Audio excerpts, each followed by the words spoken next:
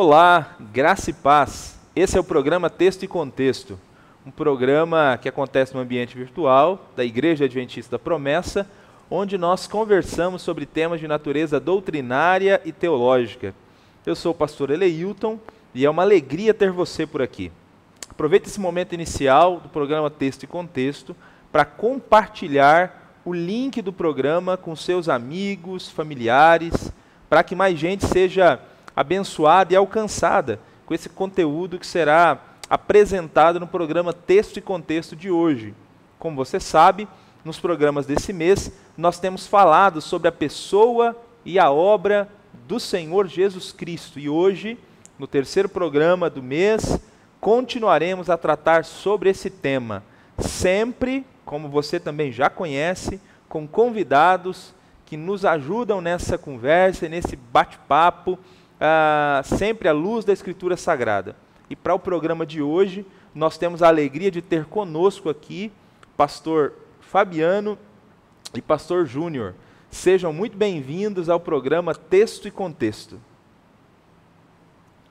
Olá pessoal, graça e paz, satisfação poder estar com vocês neste programa, dividir aqui e compartilhar conhecimentos de vocês, né?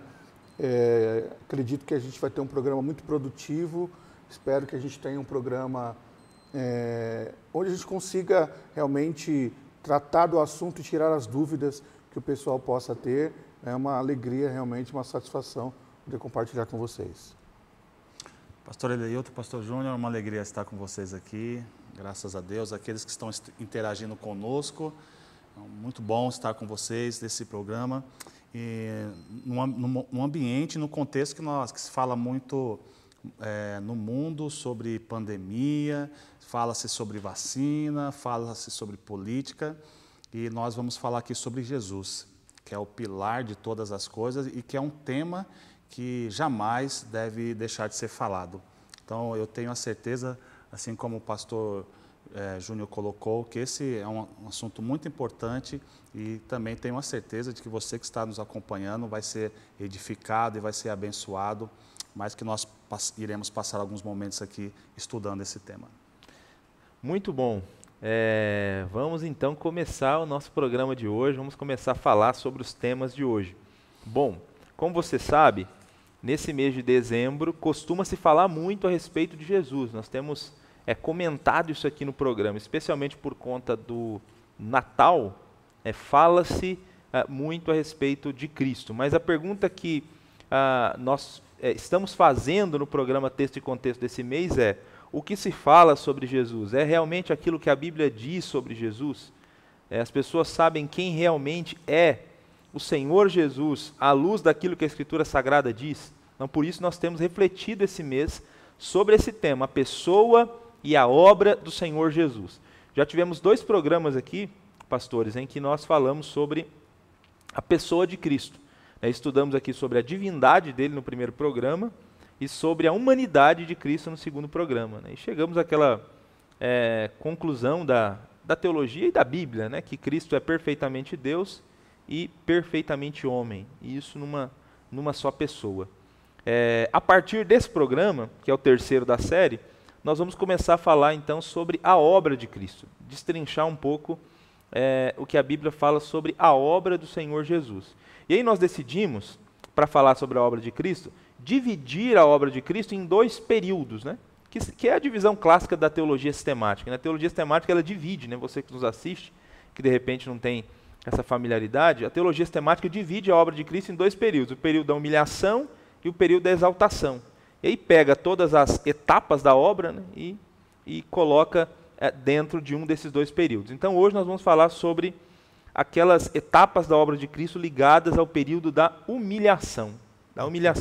Essa é a proposta do programa de hoje. E aí, para começarmos então essa nossa discussão, o período da humilhação ele é caracterizado pela descida, E dentre as etapas da obra de Cristo ligadas a esse período está a encarnação. E aí eu queria que o pastor Fabiano, para a gente começar esse nosso bate-papo, que ele falasse um pouco para a gente a respeito dessa doutrina, a respeito da encarnação do Senhor Jesus. Sim.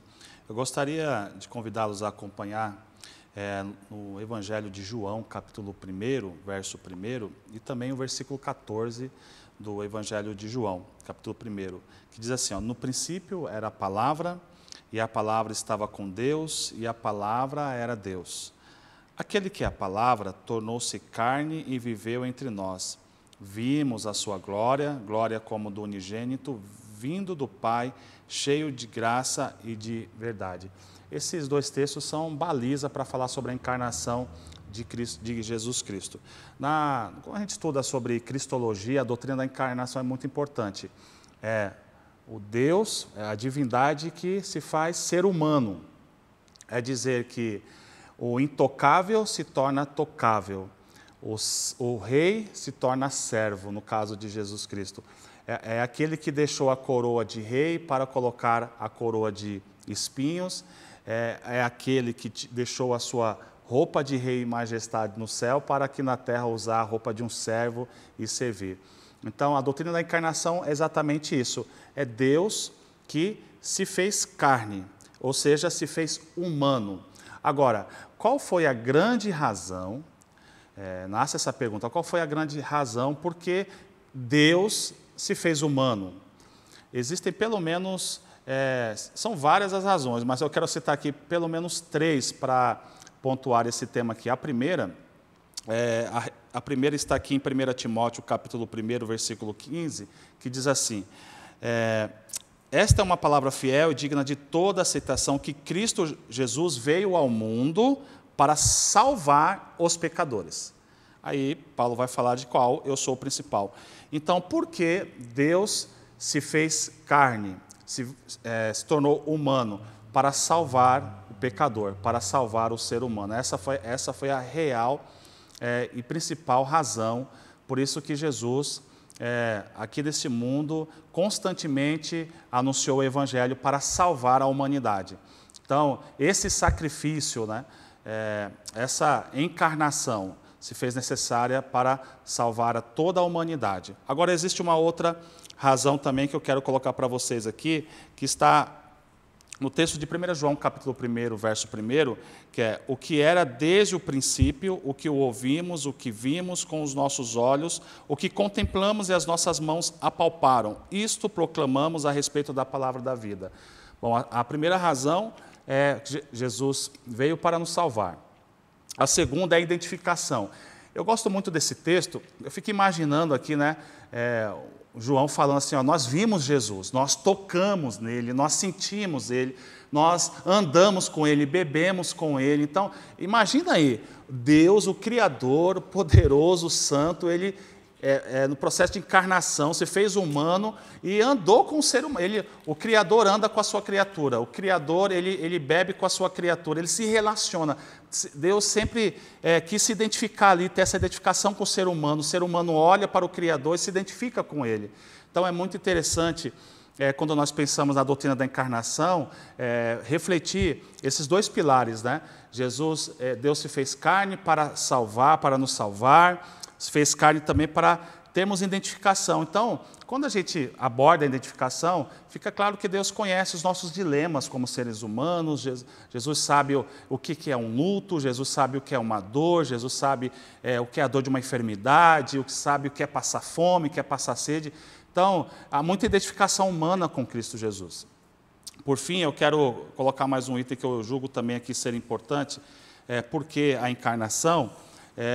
está aqui também um texto bíblico, 1 Pedro 2, 21, que diz assim,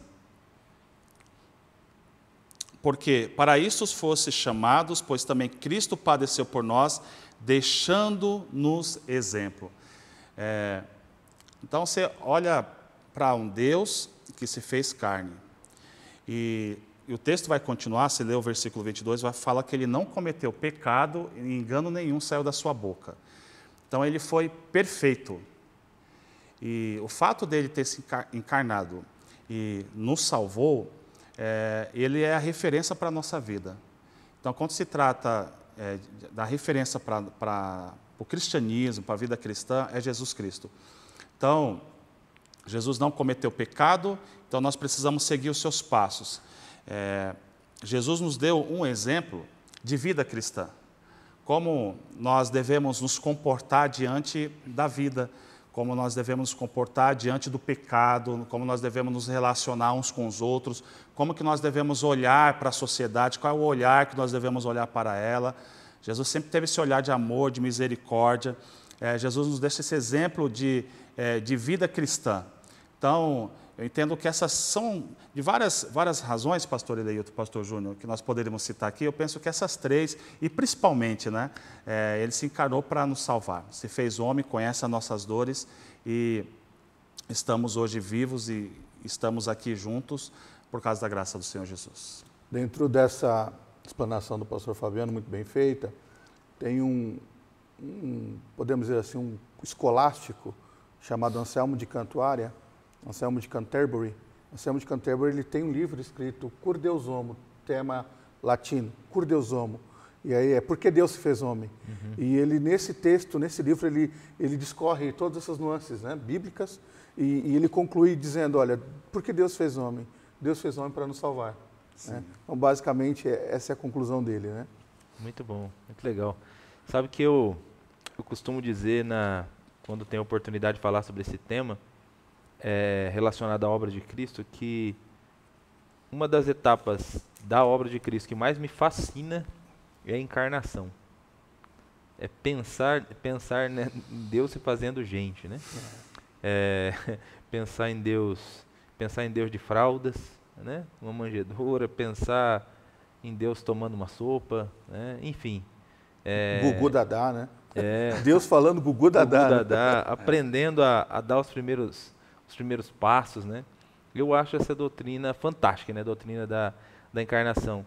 E o pastor Fabiano comentou aí sobre a ideia de Jesus habitar conosco, né? E se identificar. Eu recordei aqui também da semana passada. Uma outra coisa que me impressiona também são essas coincidências bíblicas, né? Na semana passada nós falamos aqui sobre a possível época do ano que Jesus nasceu, que deve ter sido ali por volta do mês de outubro, que é exatamente o mês em que acontece a festa dos tabernáculos. Né? Então, no período em que acontece a festa dos tabernáculos, nasce aquele que veio tabernacular conosco. Né? Então, a ideia de João, né? Capítulo 1 de João. Capítulo 1 de João, Deus exatamente. tabernaculou, Deus montou tenda entre nós. Né? Isso aí. Então, assim, eu fico impressionado sempre com essas coincidências da Escritura Sagrada. Né?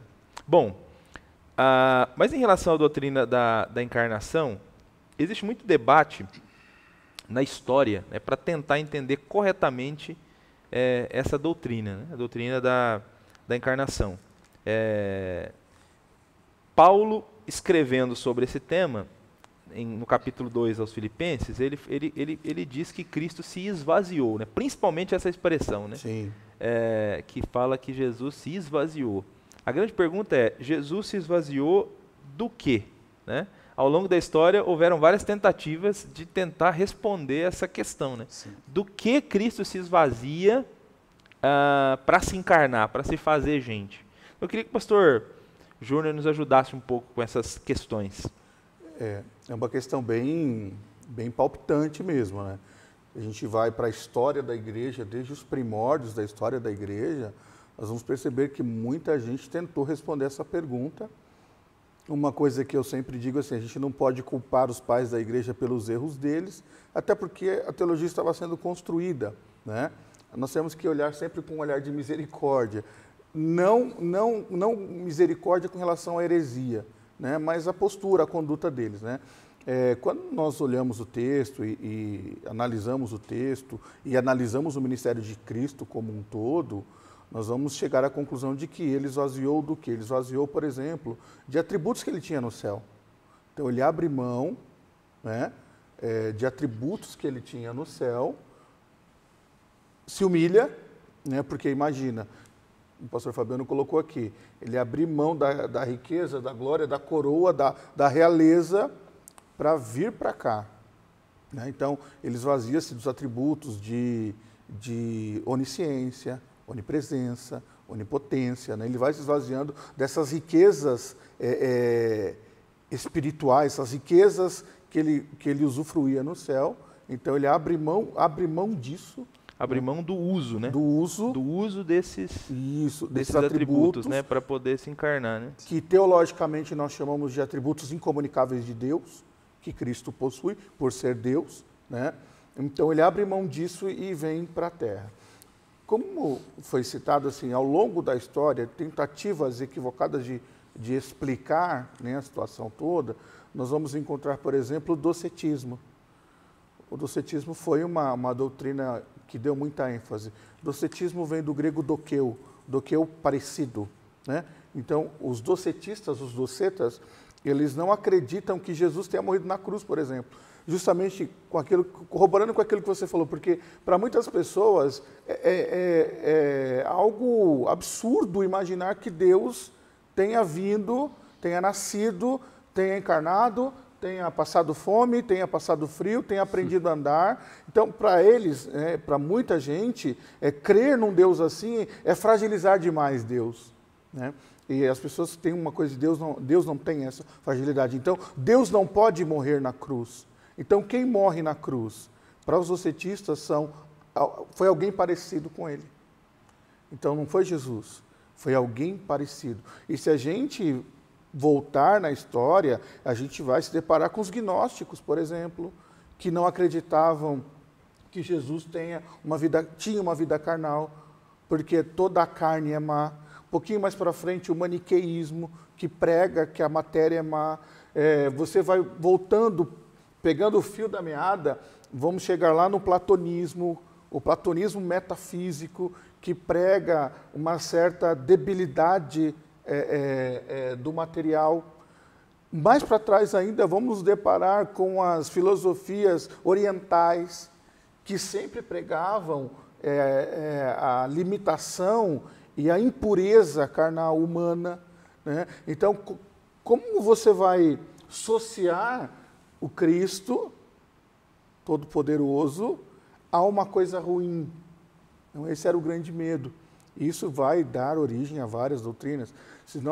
Você falou a questão aqui dos 3 primeiros programas, né? Esse é o terceiro, falando da divindade, falando da espiritualidade. Se nós olharmos a história da igreja, nós vamos ver que os 4 primeiros concílios ecumênicos foram somente para tratar da pessoa de Jesus. Olha como o assunto é um assunto assim rico, né? É um assunto extremamente forte. Então, se a gente for parar para analisar, né, o que nós estamos fazendo aqui, outros teólogos já pensaram isso, e é um assunto que ainda continua em pauta, é um assunto que continua vigoroso, né, e de fato a gente não vai responder todas as perguntas, né? A nossa sensação é dizer assim, uau, esse assunto é muito bom, ele é muito importante, e ele não esgota, né? Então, assim, para a gente só pontuar, esvazia do quê?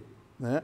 Esvazia dos atributos que ele tinha, que ele usufruía enquanto estava glorificado, enquanto no céu, né? Então ele vai se esvaziar disso, vai viver como nós, para sentir o que nós sentimos, senão não faz sentido nenhum, né? Não tem lógica nenhuma, né? Legal. Então, na verdade, quando Paulo fala que ele toma a forma então de servo, né? Esse texto de Filipenses, essa ideia de que Jesus renuncia então a sua posição, né? Ele renuncia o uso desses seus atributos para viver como um ser humano, né? E aí você comentou sobre esses 4 primeiros concílios, né? Realmente, assim, entender com todos os pormenores, né? Essa relação entre as duas naturezas de Cristo de fato é um grande desafio, né?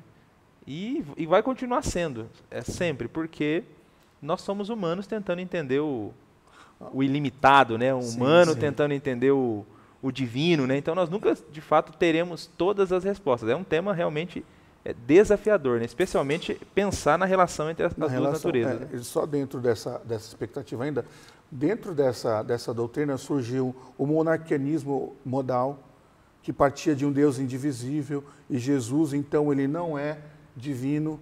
Olha como ao longo da história, né, o modalismo, o nestorianismo, muitas outras doutrinas vão surgindo a partir desse conceito, de não conseguir compreender, né? O Deus sendo o Deus, Cristo sendo homem, né? O divino sendo humano também. O Concílio de Nicéia, de 325 depois de Cristo, ele vai colocar no credo apostólico uma expressão grega, homoúcio.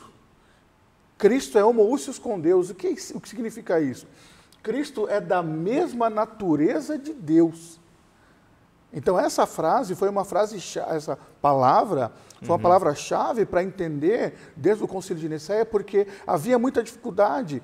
O arianismo, que foi a pauta do Concílio de Nicéia basicamente, pregava que Jesus, teve um tempo que Jesus não existiu, que Jesus é uma criatura criada dentro do tempo. Percebe? Quão árdua é essa missão, né? Isso aí. Bom, mas é isso. Realmente o debate é bem palpitante, né? E muita gente tentando responder, né? sobre essa relação. Mas caminhando um pouco mais então aqui nas etapas do período da humilhação de Cristo, depois da encarnação, nós temos a morte, né? A morte do Senhor Jesus. Pastor Fabiano, comenta um pouco para a gente sobre a morte de Cristo e as suas implicações, né, para a humanidade, para o cristão de maneira geral. Bom, está claro para nós que a grande razão para a encarnação do Deus que se fez carne é para salvar o pecador, é resgatar aquilo que havia se perdido, salvar o homem para que ele voltasse a se relacionar com Deus, se relacionar com o seu Criador. Quando nós olhamos para o Novo Testamento, Cristo ele é o tema central de toda a Escritura, mas a gente percebe assim, os evangelhos falando claramente sobre a pessoa de Cristo Jesus. E quando se trata exatamente sobre a questão da humilhação, 3 temas vêm à tona, né? A morte de Jesus foi expiatória, substitutiva e propiciatória. E o que esses nomes meio complicados de falar tem a ver com a nossa salvação, com o fato de Jesus ter morrido numa cruz para nos salvar.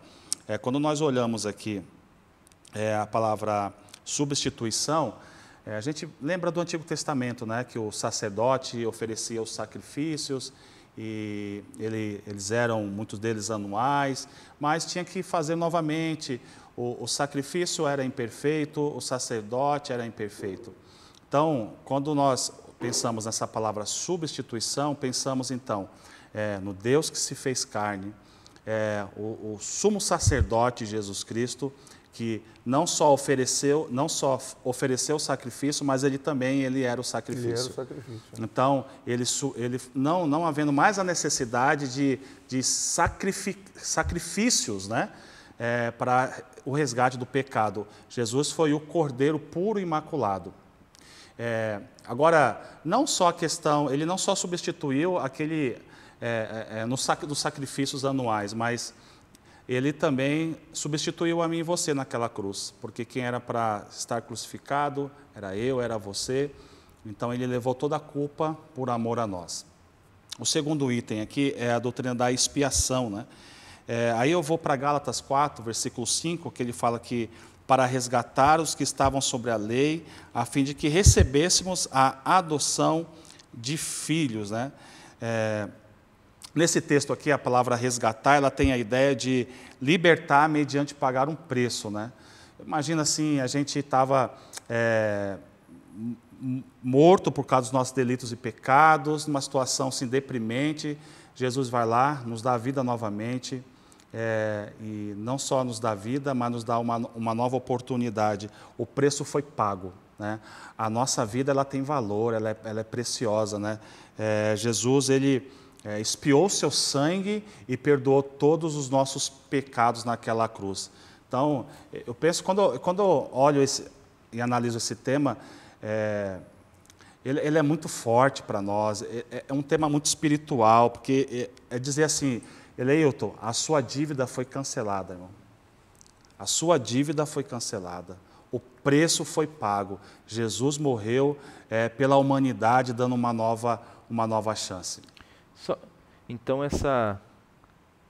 só para ir pontuando, então, a morte dele foi substitutiva, isso significa que traz a ideia de alguém morrendo em lugar do outro. Sim, Essa sim. é a ideia do substitutivo Sim. e vicário. E expiatória, alguém pagando o preço pelo outro, né? Então essa é a Isso. ideia da expiação. Expiação. O preço do resgate foi pago. Isso, Outro perfeito. texto, Paulo vai dizer que a cédula de dívida foi rasgada. Isso. É Né? isso aí. Verdade. Agora, a propiciação. Bom, quando o homem desobedece a Deus, Deus estabelece a sua lei, a sua palavra. Então, o resultado disso, da desobediência do homem, aplaca a ira de Deus, né? Às vezes a gente tem uma percepção muito de Deus amoroso, misericordioso, e a gente sabe que Ele é isso mesmo. Mas é um Deus que ira, né? Ele não gosta do pecado. O pecado trouxe sérias consequências ao ser humano. Então, quando a gente olha assim, a questão da propiciação, olhando para a história, né? Normalmente quando alguém cometia um pecado, ela ia lá para oferecer um sacrifício para aplacar a ira ali da divindade, né? E foi esse caso que nós olhamos para Jesus Cristo, né? Jesus, ele se ofereceu como sacrifício, morreu por nós, aplacando, tirando a ira de Deus, né? E fazendo com que o ser humano se relacionasse com Deus novamente. Muito bom, muito interessante, né?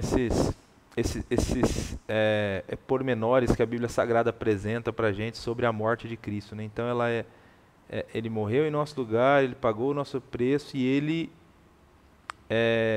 afastou de sobre nós a ira de Deus. A ira de Deus. Aplacou mesmo, a ideia bíblica é aplacar mesmo, né? Uhum, é isso aí. À toa que Jesus fala assim, eu não chamo vocês mais de servos, né? Mas agora de amigos, né? De amigos, Então, é isso aí.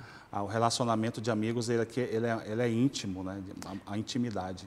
Isso significa, então, que aquelas pessoas que ainda não se renderam ao Senhor Jesus e ainda estão em inimizade com Deus, a ira de Deus ainda permanece sobre elas. Aqueles que estão em Cristo, por conta do sacrifício dele, essa ira foi aplacada, né? Agora há relacionamento, né? Sim, amizade. Intimidade.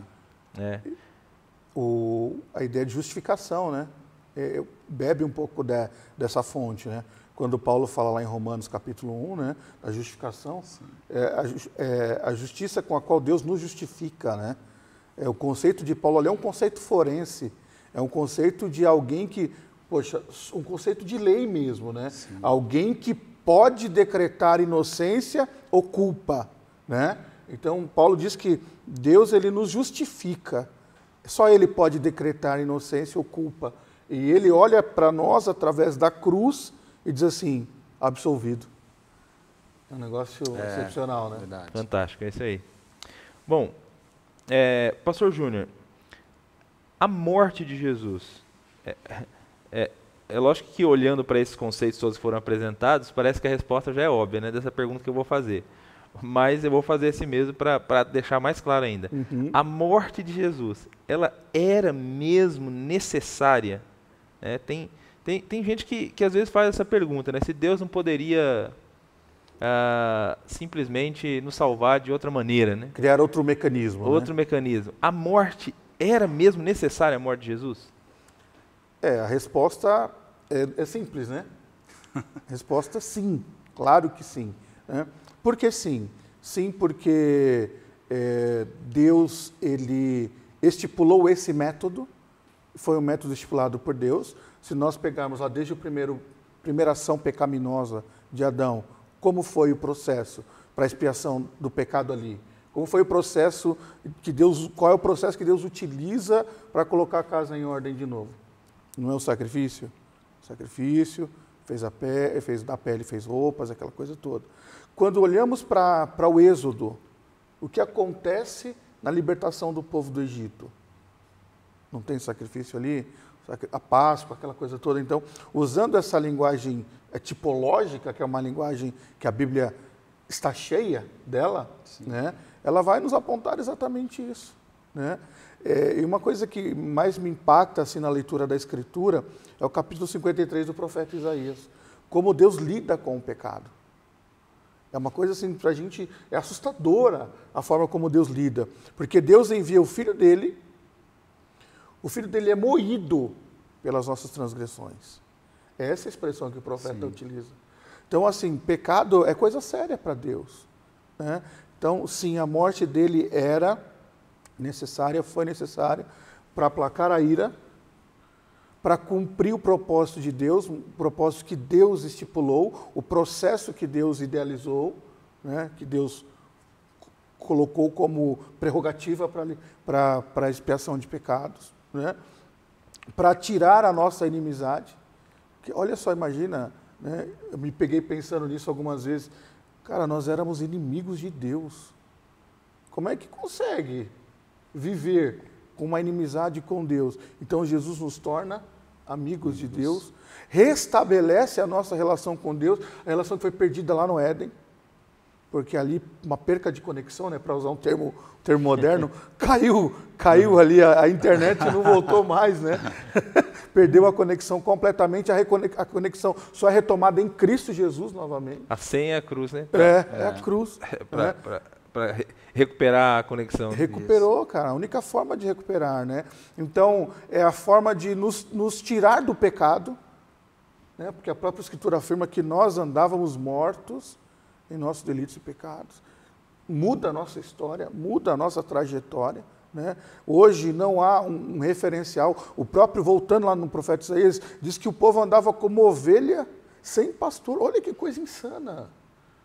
No nosso dia a dia não é comum lidar com ovelhas, mas se tem um animal que precisa de pastor é a ovelha, né? A ovelha não consegue sobreviver sem pastor, né? Então nós éramos ovelhas sem pastor, mas agora nós temos o referencial, nós temos o direcionamento, nós sabemos para onde nós iremos, né? Eu acredito que esses aspectos são aspectos importantes da resposta. Sim, era importante que ele morresse por nós.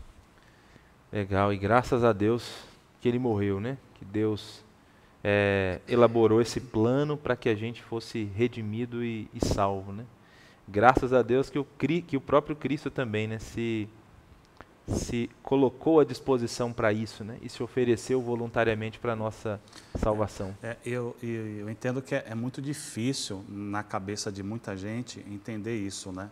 De que como pode um Deus, com todos os seus atributos, se fazer humano, sentir como que é esse mundo, né, pecaminoso, limitado, e ainda ter que morrer, né? Jesus morreu numa cruz para resgatar. É muita humilhação, né? É muita humilhação. No mundo que nós estamos vivendo hoje, as pessoas elas são muito orgulhosas, elas querem poder, eu não vejo nenhuma dificuldade de você trabalhar, estudar, conseguir posição, mas as pessoas elas trabalham e perdem muita coisa pelo poder. Sim. Né? Então Jesus nos dá um exemplo nisso também. Num tempo em que não se fala em abnegação, né? O tempo em que a gente vive é um tempo onde a gente quer sempre para mim, né? Eu quero para mim, né? Eu quero mais, eu quero mais, eu quero para mim. É o privado. Né? É um culto ao prazer, né? É o hedonismo, né? É uma das filosofias mais comuns no nosso contexto atual, né? E aí o Evangelho ele vai na contramão de tudo isso, né? O Evangelho diz assim, ó, tem que abrir mão. É isso aí. Bom, falando sobre a morte de Cristo, antes da gente passar para o último tema e para o último estágio desse processo de humilhação, né, da obra de Cristo, sempre no texto e contexto, às vezes a gente aproveita para tentar trazer luz, né, para alguns textos que são textos polêmicos, né, na hora de interpretar alguns temas. Sim. Então já falamos aqui sobre a morte de Cristo, o que ela significou, suas implicações, a necessidade dela. Mas sobre esse tema, às vezes existem algumas pessoas que dizem que nesse período em que Cristo ficou morto, ele teria ido ao inferno, né? Ele teria descido ao inferno para proclamar libertação para aqueles que estavam aprisionados, né? E usam como base aquele texto de 1 Pedro, capítulo 3, versículos 18 até o 20. É possível mesmo, pastor Fabiano, com base nesse texto, dizer que Cristo, durante esse período em que ficou morto, ele fez uma visita ao inferno para proclamar, né, libertação para esses que estavam presos? Bom, sendo bem direto na resposta, né, não, o texto não está falando exatamente isso, né?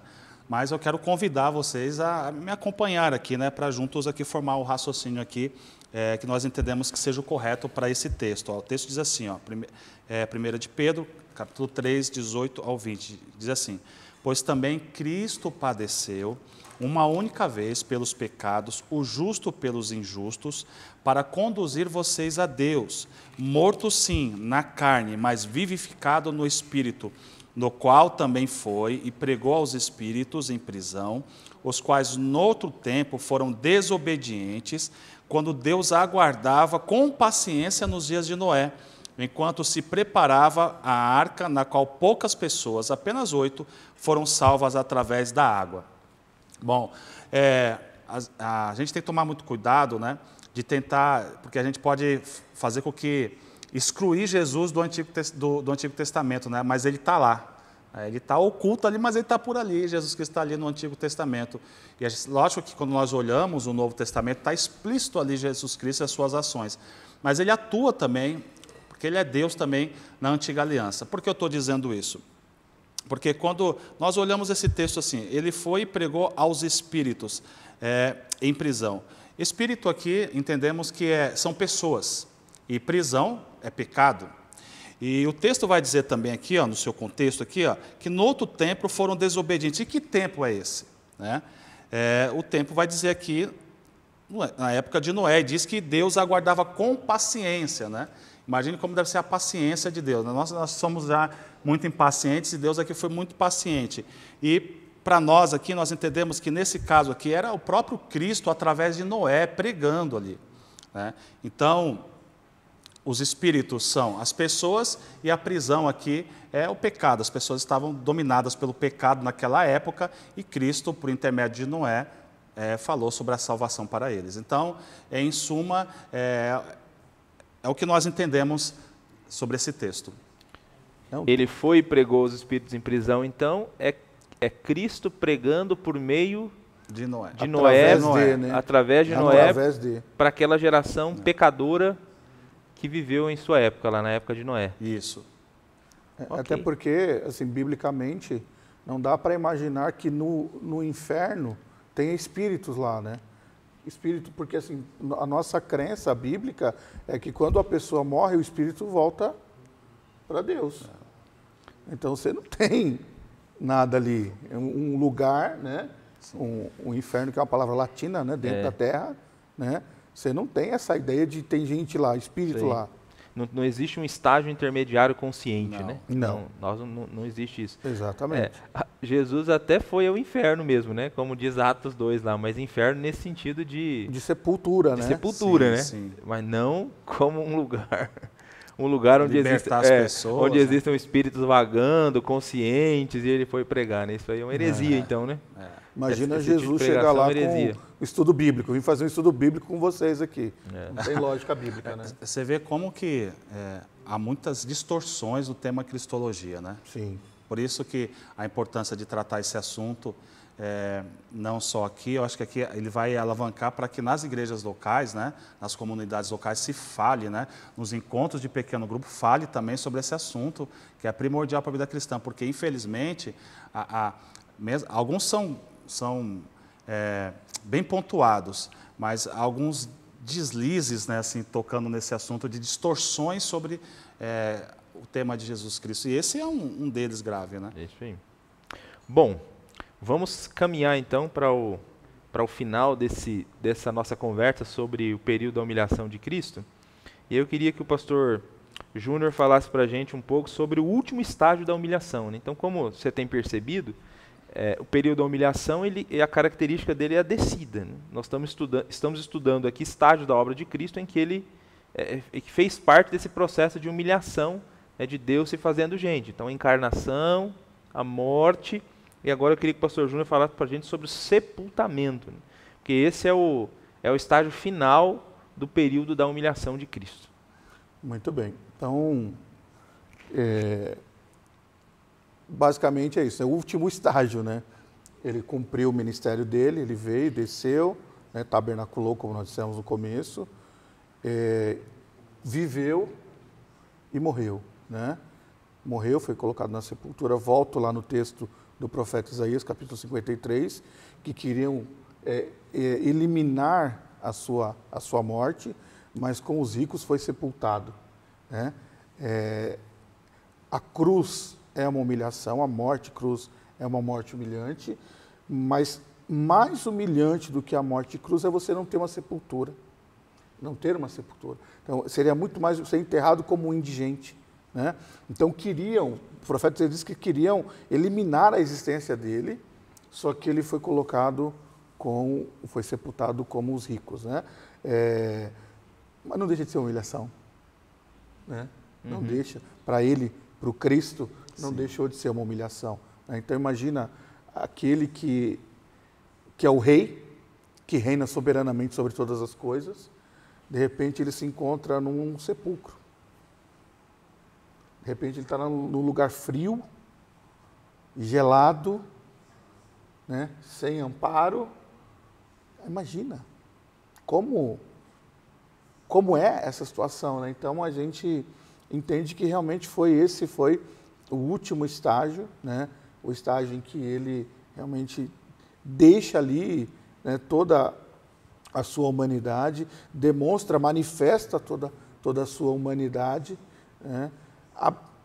É o fim, né? O fim da linha, né? É o game over, é o the end, né?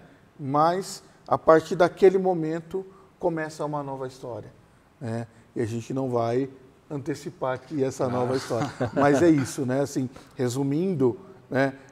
Imagina o rei num lugar totalmente deplorável, né? Ainda que seja uma sepultura dos ricos, como diz lá o profeta Isaías. Mas é isso, eu penso que nós podemos colocar o sepultamento como de fato, um último estágio da humilhação, né? Você pensar no Senhor Jesus, no seu corpo ali, estendido, agora entrando no estágio de decomposição, né? De putrefação, o rei de toda a terra ali, né? Por amor a nós. Pois bem, você que nos acompanhou até aqui, hoje nós estudamos então sobre o período da humilhação do Senhor Jesus, o período da humilhação do nosso Salvador, e falamos sobre esses 3 estágios desse período que foram a encarnação, a morte e o sepultamento do Senhor Jesus. Sempre importante lembrar que tudo isso foi por amor e tinha um propósito bem claro no cronograma divino, no cronograma de Deus. Estamos caminhando para o final do nosso programa. Eu queria pedir para o pastor Fabiano apresentar um desafio final para aqueles que nos acompanharam até aqui e logo na sequência que o pastor Júnior orasse por nós para concluirmos esse programa, para que você coloque diante de Deus todos aqueles que estão nos acompanhando. Bom, o desafio que eu gostaria de colocar para vocês, primeiro são para os líderes. Nós temos muitos líderes que estão assistindo esse programa, pastores. Eu gostaria de desafiá-lo a pregar com mais veemência, pregar com mais constantemente esses temas sobre a cristologia. É importante. Eu sei que existem muitos outros temas importantes, mas o mais importante é falar sobre Jesus, é falar sobre a humilhação de Jesus Cristo, é falar sobre a ressurreição de Jesus Cristo, é falar sobre os milagres de Jesus Cristo, é falar sobre a segunda vinda de Jesus Cristo.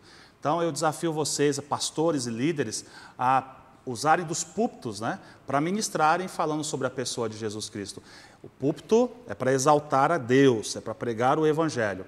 Segundo, você que está participando conosco aqui, interagindo, eu gostaria de lembrá-lo que tudo isso que nós conversamos aqui, tudo isso que nós pontuamos aqui, sobre a expiação, a morte de Jesus Cristo, a humilhação, foi por você, foi porque Ele te ama.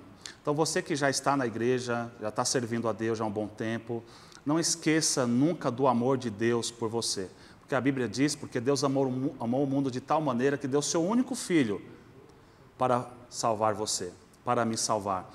E você que está nos acompanhando, que ainda não tomou uma decisão de servir a Cristo, de se entregar a Ele, faça agora. Faça agora esse momento, pare agora. Escreva no chat aí, eu recebo Jesus como meu Salvador. Faça isso. Estamos já finalizando o ano e talvez você não tomou ainda a melhor decisão da sua vida, que é receber Jesus como Salvador. Faça isso agora, eu convido você, estimulo você e eu tenho certeza que você vai receber o Espírito Santo de Deus nesse momento aí. Então, esse é o desafio, essa é a aplicação que eu faço para vocês. Amém. Vamos fechar nossos olhos e agradecer a Deus. Senhor, toda a honra e toda a glória é o Teu nome, Jesus. Como é maravilhoso, Jesus, poder ouvir e falar da Tua obra em nossas vidas. Como é maravilhoso compreender os mistérios do Evangelho, Senhor. E acima de tudo, ó Deus, que nós, com a nossa reflexão, com aquilo que sabemos, que conhecemos, que nós tenhamos a capacidade de colocar em prática, ó Deus, tudo aquilo que aprendemos neste momento. Ajuda-nos, ilumina-nos a cada dia, para que tudo aquilo que temos aprendido, ouvido e visto, Senhor, que nós possamos realmente colocar em prática, engrandecer o Teu nome com o nosso testemunho, com o nosso trabalho, com a nossa dedicação, com os nossos dons, com os nossos ministérios. Eu oro por aqueles que estão nos vendo pela primeira vez, que a Tua bênção possa alcançar essas vidas, esses lares, essas famílias, e que este assunto, Senhor, possa ser assunto que venha trazer iluminação para essas pessoas conhecerem mais e mais a Tua palavra. Cremos no Teu poder, aguardamos a Sua volta e suplicamos o Teu favor em nossas vidas. Essa é a nossa oração, em o nome de Jesus Cristo, que assim seja, Senhor. Amém. Amém. Muito obrigado, pastor Fabiano, Amém. Muito obrigado, pastor Júnior, pela presença no programa Texto e Contexto. Muito obrigado a você que nos acompanhou até aqui e que participou de mais um programa Texto e Contexto. Continuemos meditando sobre a pessoa e a obra do Senhor Jesus Cristo. Louve a Deus todos os dias, porque um dia Jesus nasceu e nasceu para morrer por nós. Que Deus lhe abençoe. Na próxima semana estaremos juntos novamente com a graça de Deus para falar sobre mais um tema relacionado à pessoa e à obra do Senhor Jesus. Até lá!